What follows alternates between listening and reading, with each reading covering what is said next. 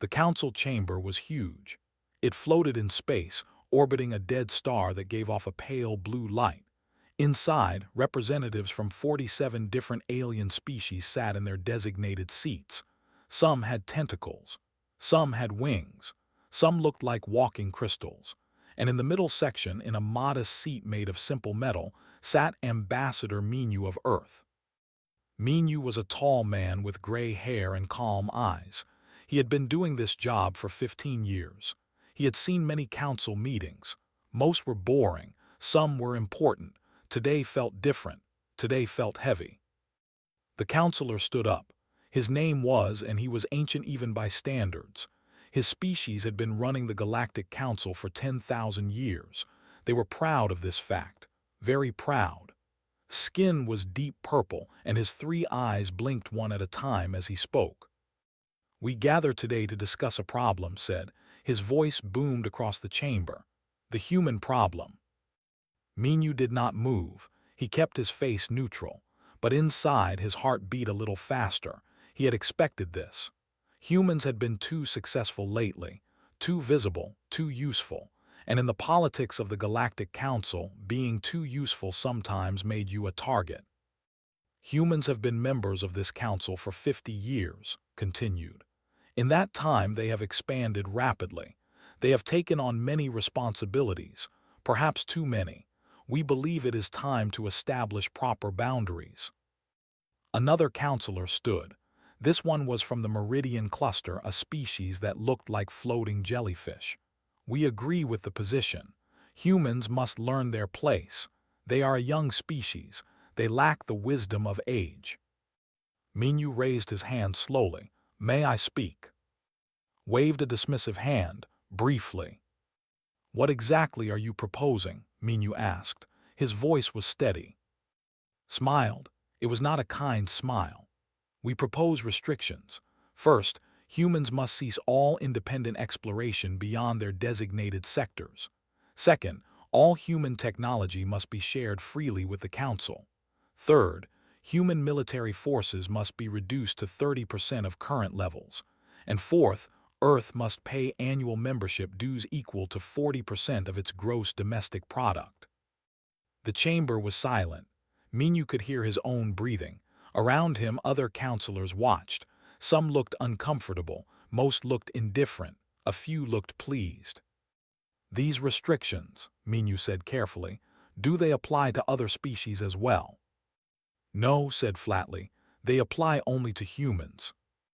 "May I ask why?" Smile faded. "Because younger species must prove themselves worthy. Because humans have contributed nothing unique to this council. You are adequate at many things but excellent at nothing. You are workers, soldiers, farmers, but you bring nothing to this table that we cannot find elsewhere." Minu felt something cold settle in his chest. It was not anger, not exactly. It was more like disappointment, deep, profound disappointment. He stood up slowly. The entire chamber watched him. "I would like to request a 48-hour recess," he said. "I need to consult with my government on Earth." Laughed. It was a harsh sound. "Of course. Run home to Earth, ask your leaders what to do. We expected nothing less from humans." He looked around the chamber. "We will reconvene in 2 days. I am confident the humans will see reason. After all, where else would they go? They need us far more than we need them." Many counselors laughed. Some nodded in agreement. A few said nothing, but they did not disagree either. Minu gathered his papers. He did not hurry.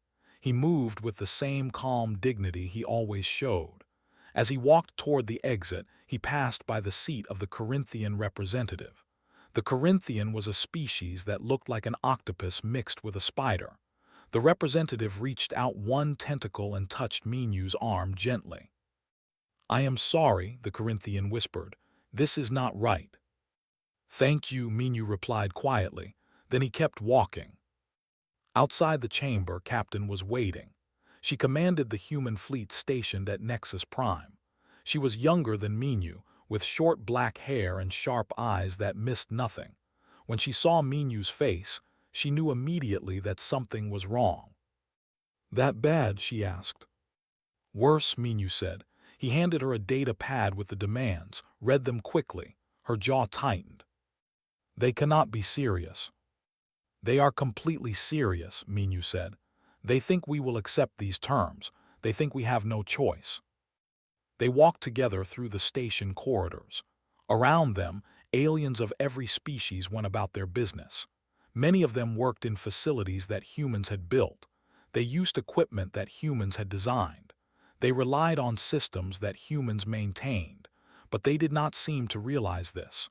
Or perhaps they did realize it and simply did not care. They reached the human embassy section. Inside, other humans were already gathered. Engineer was there, a stocky man with rough hands and a clever mind. Dr. Lee Sara was there too, a woman who ran the largest medical research program in Council space. There were others as well, military officers, scientists, diplomats. All of them looked worried. I am calling Earth now, Minyu said. We need to present this situation to the Prime Minister and the Assembly. But before I do, I want your honest opinions. What do you think we should do? There was a long silence. Finally, Engineer spoke. Do they know what they are asking for? Do they understand what happens if we actually leave? I do not think they have considered it, Minyu said. They see us as useful servants. They do not see us as essential. Dr. Sara shook her head slowly. We treat 40 million patients across 12 worlds. My medical teams have stopped 3 major plagues in the last 5 years alone. If we leave, people will die. I know, Minyu said softly, but we cannot stay under these conditions. We cannot accept being treated as second-class members, not after everything we have contributed. Captain stood up. Then we should show them exactly what they are losing. We should leave, completely, take everything that is ours and go home. Minyu looked at her for a long moment. Then he nodded slowly. Let me talk to Earth. Let me present all options. But yes, Captain, I think you might be right. I think it might be time to walk away. He opened a secure channel to Earth. The signal would take a few minutes to reach home, even with human FTL communications. While he waited, Minyu looked out the window at the stars. Somewhere out there was Earth. Somewhere out there was home. And suddenly, going home did not sound like defeat. It sounded like freedom. The hologram flickered to life in the center of the embassy conference room. Prime Minister Han appeared, life-sized and clear. He looked tired. It was early morning in Seoul, but he had come to the office immediately when he received Minyu's emergency call. Show me the demands, said without greeting. Minyu transmitted the data. He watched as the Prime Minister read through the proposals. The expression did not change, but his hands clenched into fists. 40% of our GDP, said quietly, for the privilege of being treated like children. Yes, sir. And if we refuse? They will likely impose sanctions, cut us off from Council space, possibly even military action, though I doubt they would go that far. Was silent for a moment. Then he said, What do you recommend, Ambassador? Minyu took a breath. I recommend we leave, sir, withdraw from the Council completely, return to Earth and build our own path forward. Behind, other figures appeared in the hologram, ministers and advisors, all joining the emergency conference. Defense Minister Park was among them, her admiral's uniform crisp even at this early hour. If we leave, Admiral said, what happens to our people currently living in Council space? We evacuate everyone, Captain said. She was standing next to Minyu. Every human, every ship, every piece of equipment we own. We leave nothing behind. How many people are we talking about? Asked. Engineer pulled up a display. 4 million humans currently live and work in Council space. Most are on Nexus Prime, but we have populations on 17 other worlds. We can evacuate everyone within 72 hours if we mobilize the entire fleet. What about our technology? Another minister asked. The infrastructure we built. Smiled slightly. It was not a happy smile. We take it with us. Every component we installed, every system we designed. If we cannot physically remove it, we disable it.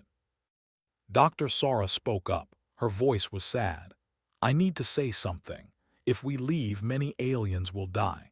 We currently treat 40 million patients. We provide medical care that no other species can match. We have medications and procedures that exist nowhere else. If we stop, there will be a medical crisis. The room fell silent. Everyone understood what she was saying. This was not just about politics. People would suffer. Prime Minister looked at Sara through the hologram. Doctor, how many humans died during the first contact wars because the Council refused to share their medical technology with us? Sara closed her eyes. 12 million, sir. And when we asked for help, what did they say? They said we were too primitive, that we needed to develop our own solutions. Exactly, said. His voice was hard now. We learned. We adapted. We created our own medical science, and now it is better than theirs. They can do the same. He paused. Or they can learn to treat us as equals and ask for our help with respect. More people joined the conference call. Scientists, business leaders, representatives from every human colony. The Prime Minister explained the situation to all of them. Then he did something unusual. He called for a vote, not just from the government but from everyone. Every human in Council space, every human on Earth, every human in the solar system. This is too important for me to decide alone, said. I want to know what humanity wants. Do we stay and accept these restrictions, or do we leave and face an uncertain future? The vote took 6 hours. It was conducted electronically, with every human over the age of 16 allowed to participate. Minyu watched the results come in, displayed on a large screen in the embassy. The numbers were overwhelming. 97% voted to leave. 3% wanted to stay and negotiate.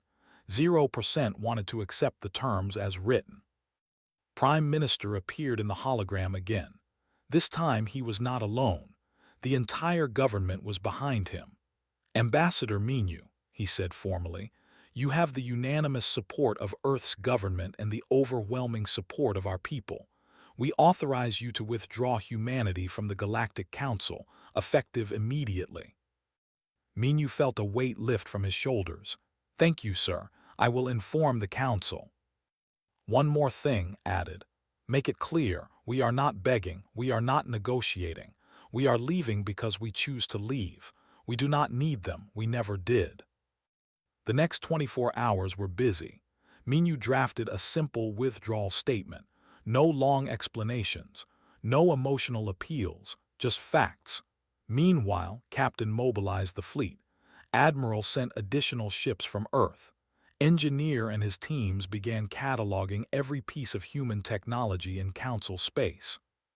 The lists were shocking. Humans had built or maintained 73% of all life support systems in Council stations. Human-designed communications networks connected the entire Council.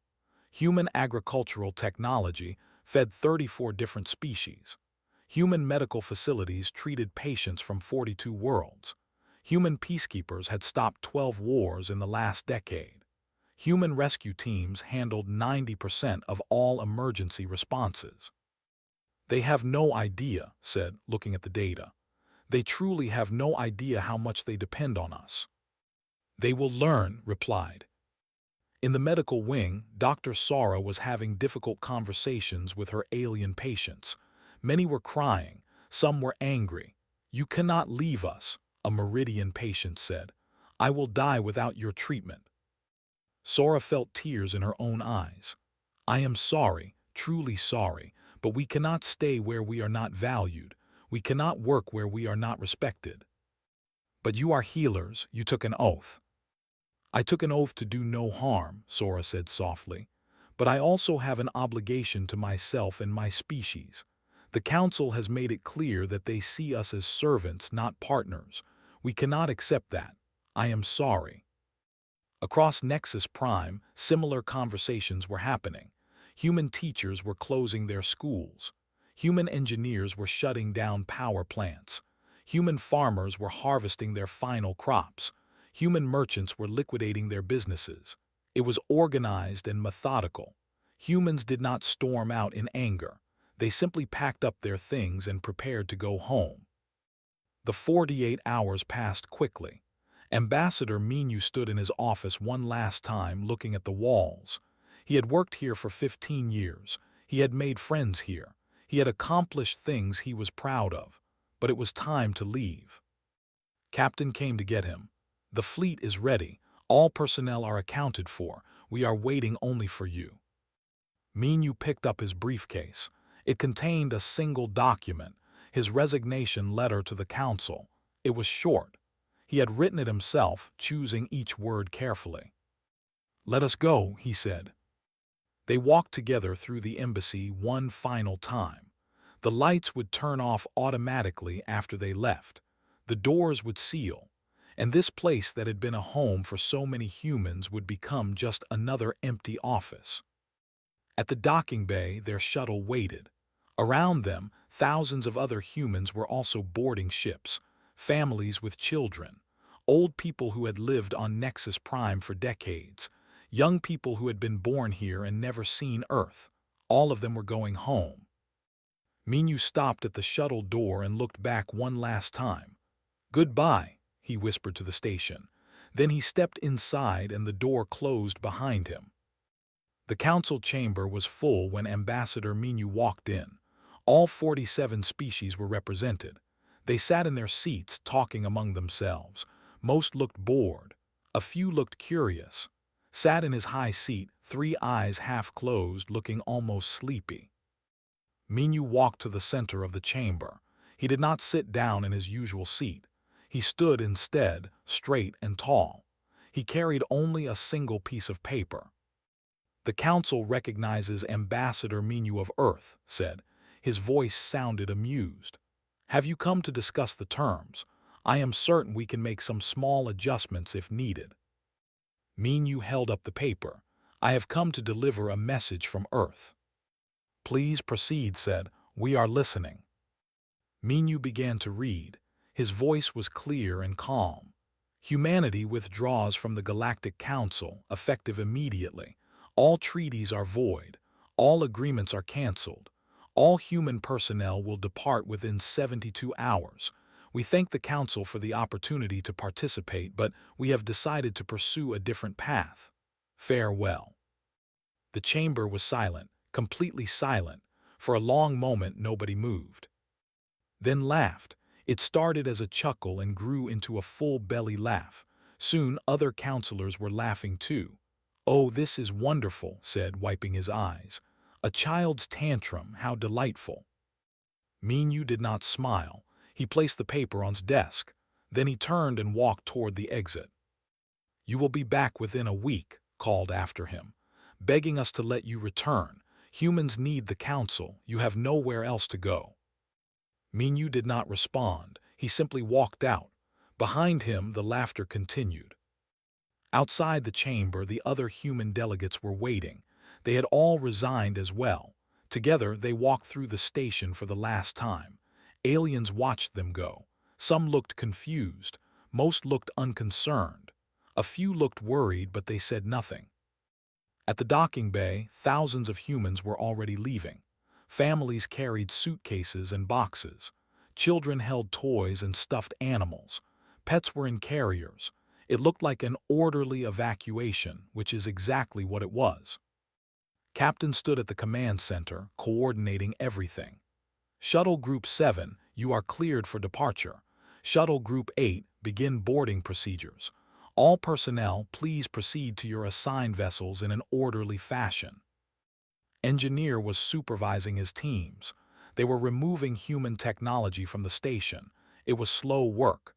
"We cannot take everything," he told Minu. "Some systems are too integrated. We will have to disable them instead." "Do what you can," Minu said. "But do not damage anything unnecessarily. We are leaving with dignity." "Understood." Across the station, human businesses were closing. A restaurant that had served food for 30 years turned off its ovens for the last time. A school where human children had studied locked its doors. A hospital wing where Dr. Sora had saved thousands of lives went dark. One by one, the lights went out. In the communications center, human technicians were shutting down systems. These were the networks that connected the entire council. Messages that used to arrive instantly now took longer. Some did not arrive at all. "Sir," one technician said the backup systems are not working. They cannot handle the load." "Not our problem anymore," replied quietly. In the agricultural sector, human farmers were harvesting their final crops. They took what they could carry and destroyed the rest. The food supplies depended heavily on human farming methods. Without humans, those supplies would run out within weeks.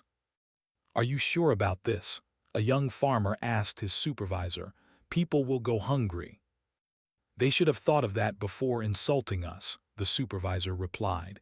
He was old and had farmed on Nexus Prime for 40 years. "We offered them partnership. They wanted servants. Now they get nothing." In orbit around the station, the human fleet was gathering. Hundreds of ships, military vessels, cargo ships, passenger liners, private yachts, every ship that humans owned or operated. They formed up in careful formations, ready to depart together.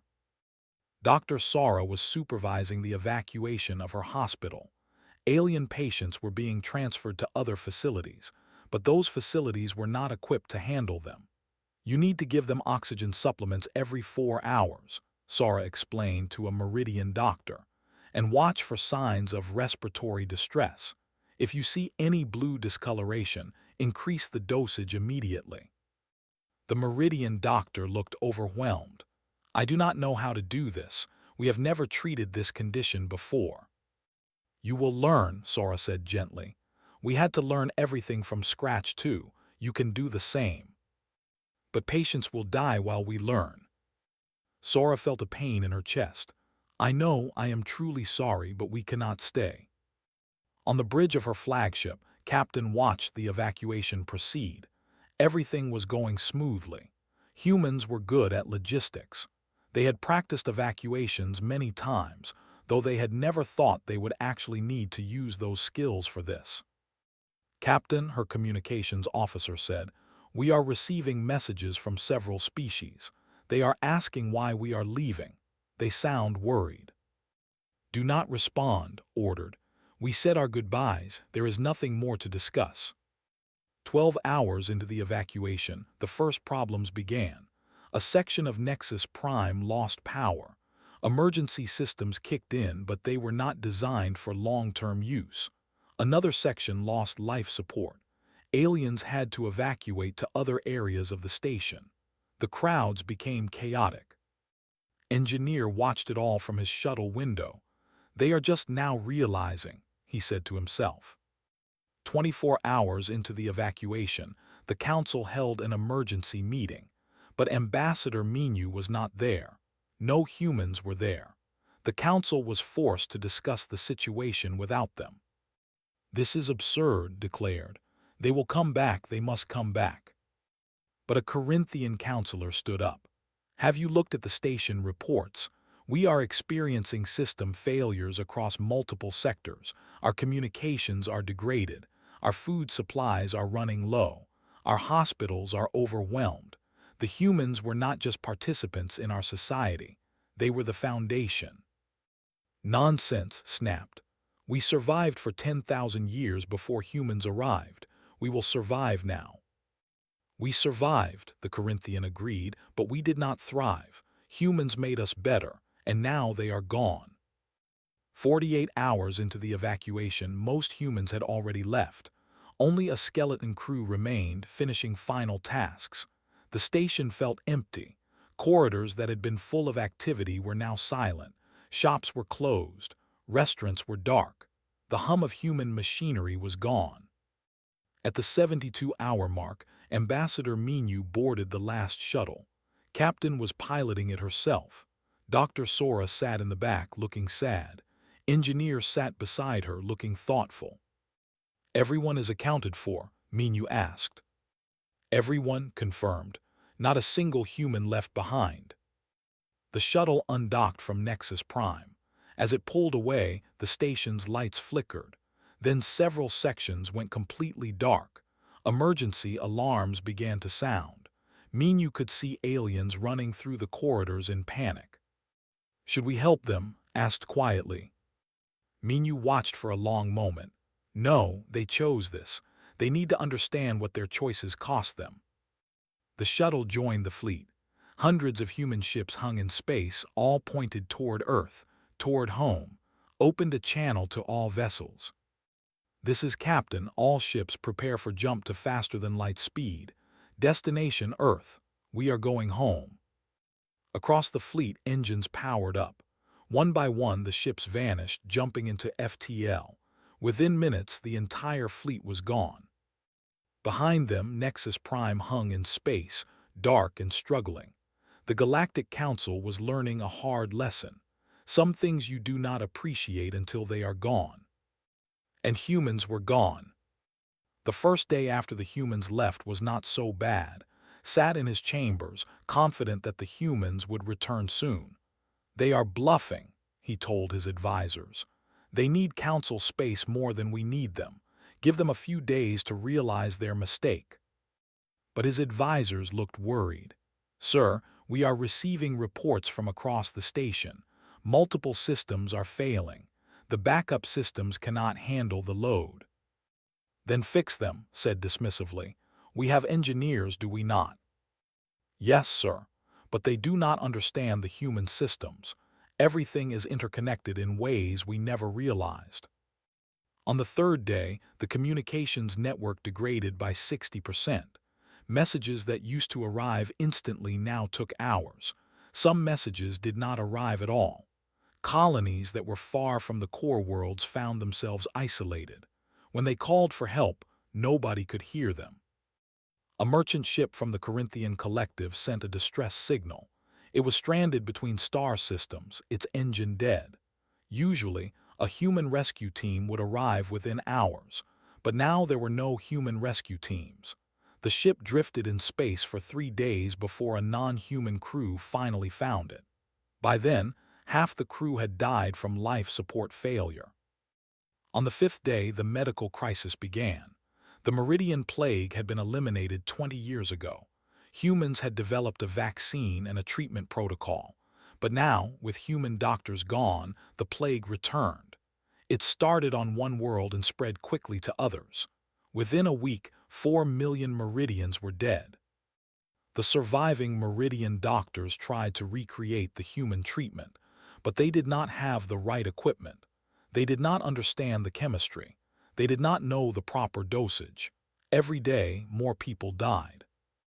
On the 7th day, food shortages began. They depended on human agricultural technology. Human farming methods produced 3 times more food using half the resources. When the humans left, they took their seeds, their equipment, and their knowledge. The harvest failed completely. Stood in his council chamber, reading reports from his. "Our people are hungry," his agricultural minister said. "We have food reserves for perhaps 6 months. After that, we will face starvation unless we find alternative sources." "Buy food from other species," ordered. "We are trying, sir, but 20 other worlds are also trying to buy food. Prices have increased by 400%, and even at these prices, there is not enough to go around." On the 10th day, 3 space stations suffered catastrophic life support failures. 100,000 aliens had to be evacuated. But evacuation ships were slow to arrive because the communications network was still broken. Thousands died waiting for rescue. On day 12, the economy began to collapse. Human-run logistics networks had connected the entire council. Goods moved efficiently from one world to another. Trade routes were optimized. Shipping schedules were coordinated. But humans had taken all of that with them. Now ships arrived at ports to find no coordination, no scheduling, no efficiency.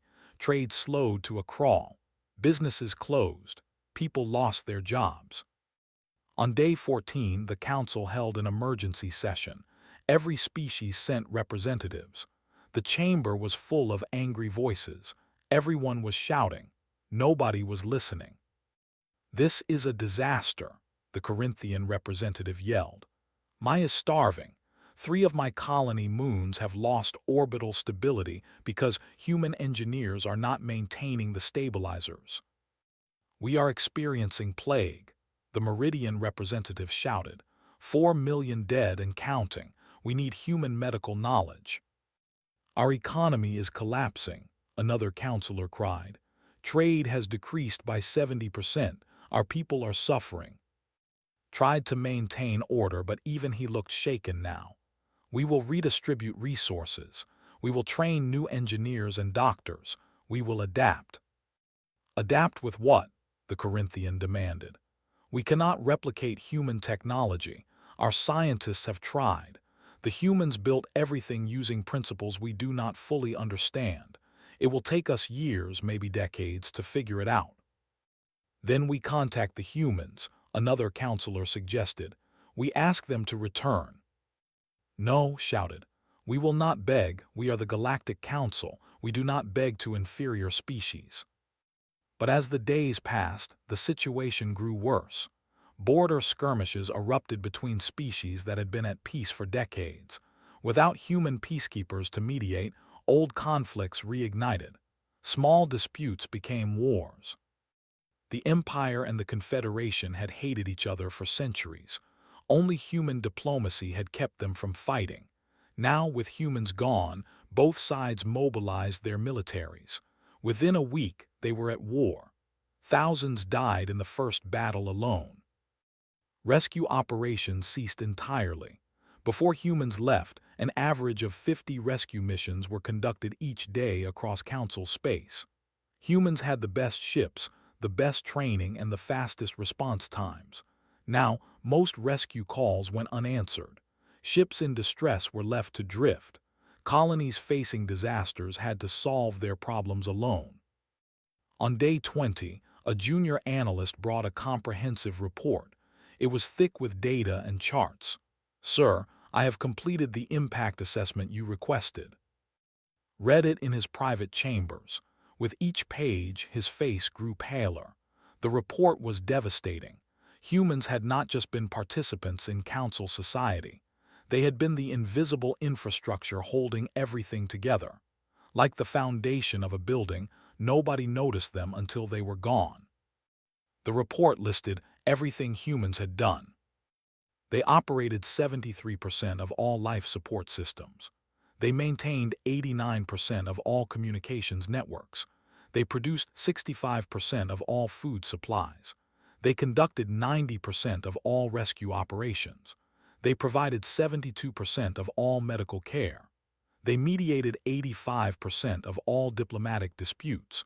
They coordinated 93% of all trade logistics. The list went on and on. Page after page of things that humans had done quietly, efficiently, without asking for recognition or reward. Things that everyone had taken for granted. At the bottom of the report, the analyst had written a single sentence. The Council was not built on leadership. It was built on human labor. We just never noticed because we were not looking. Put down the report and covered his face with his hands. For the first time in his long life, he felt truly afraid. Not afraid of an enemy, afraid of his own foolishness.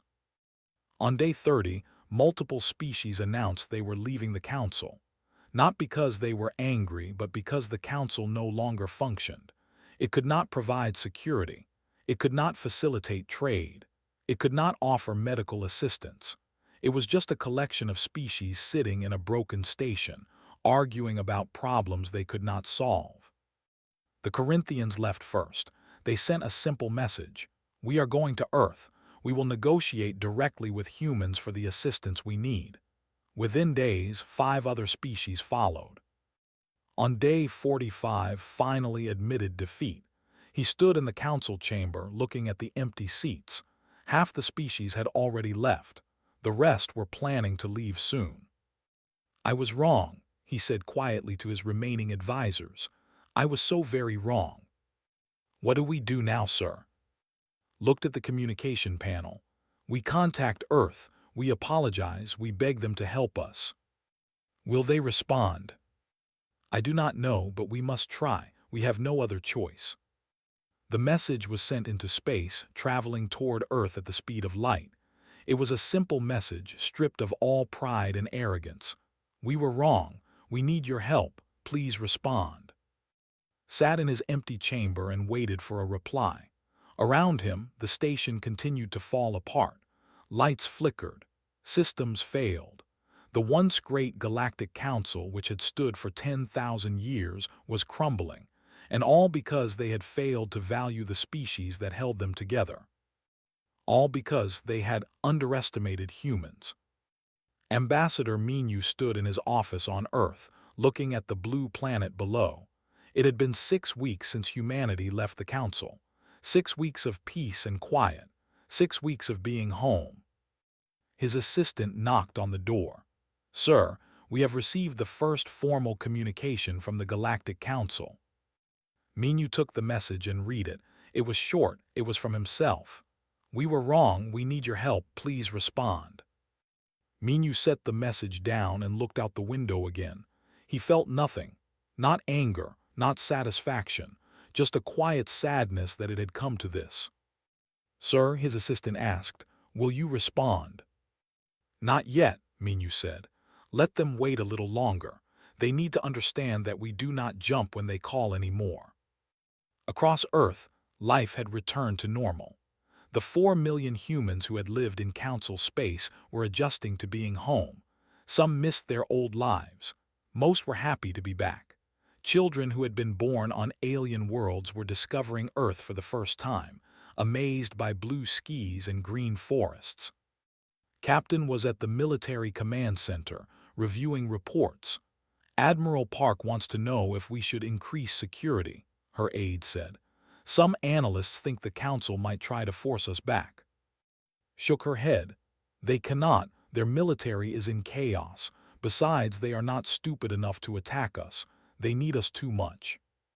What about the individual species that are trying to contact us directly? Tell them we are reviewing their requests. We will respond to each one individually.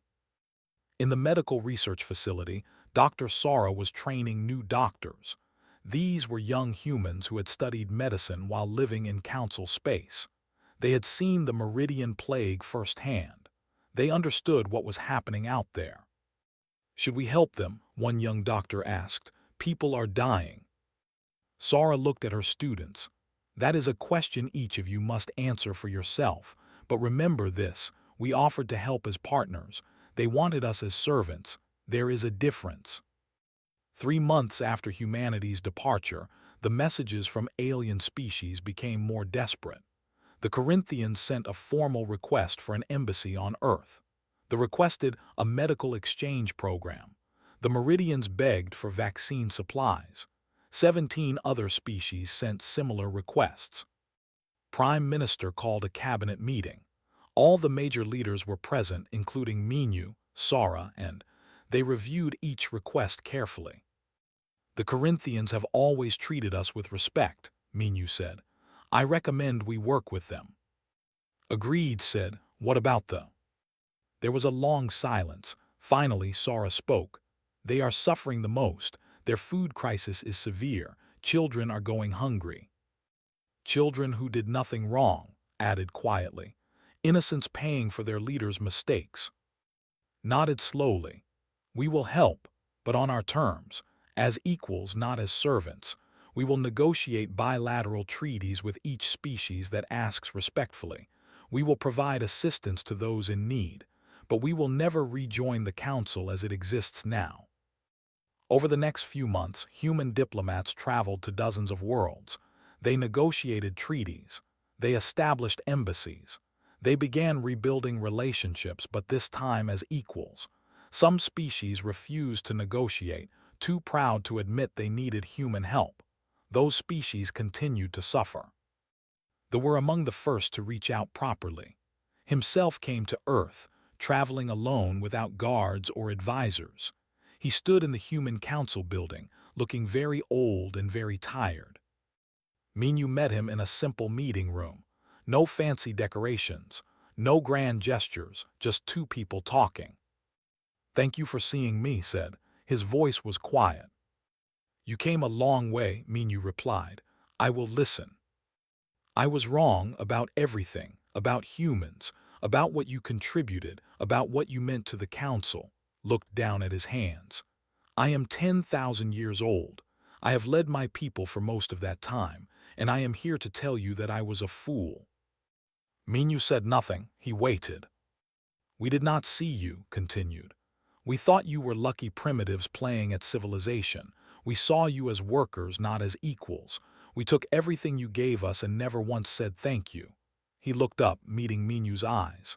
"My people are starving. Our infrastructure is failing. We are desperate, and I am here to beg for your help." "Beg," Minyu said softly. "We do not want you to beg, counselor. We want you to see us, to respect us, to treat us as partners."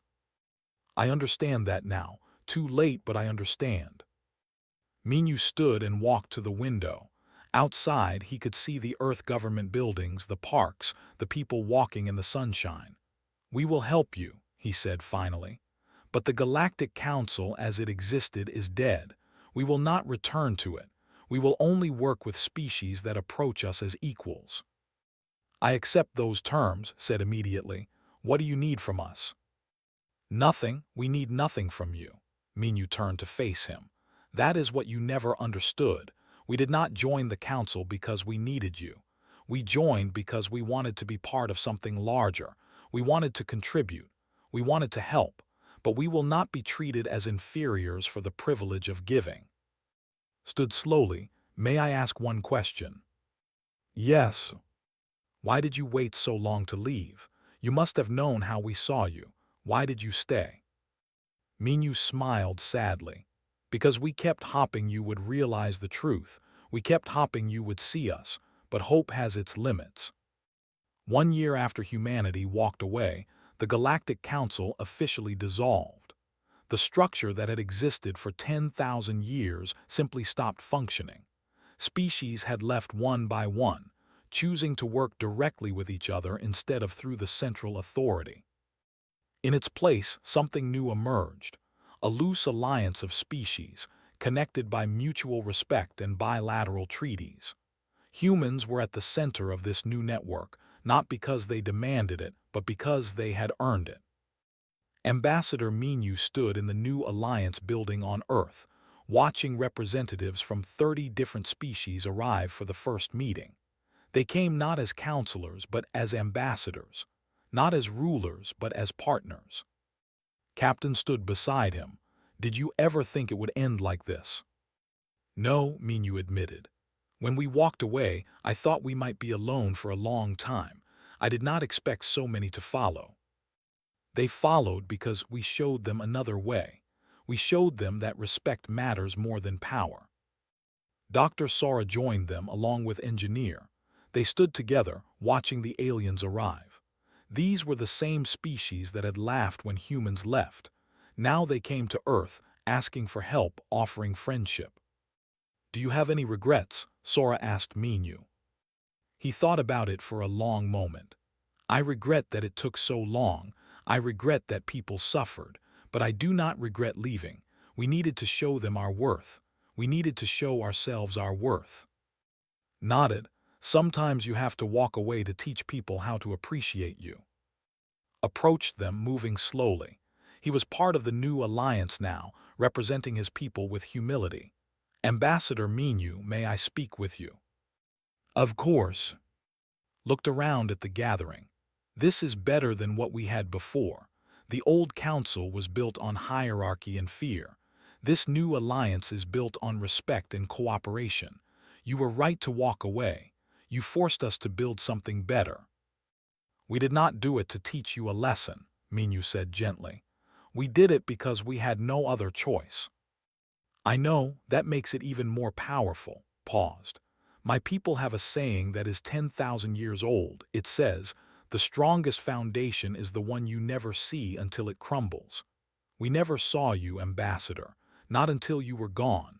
I am sorry it took losing you to make us understand. You placed a hand on the old's shoulder. What matters is that you understand now. We can build from here. The meeting began. Representatives from dozens of species sat in a circle, no one higher than anyone else.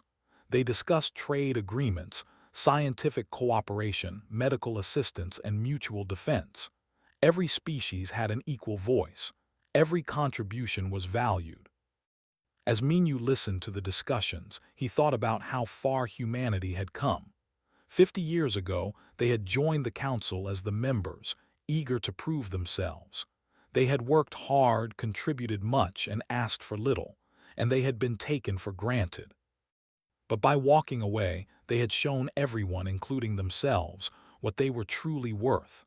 They had forced the galaxy to confront a simple truth.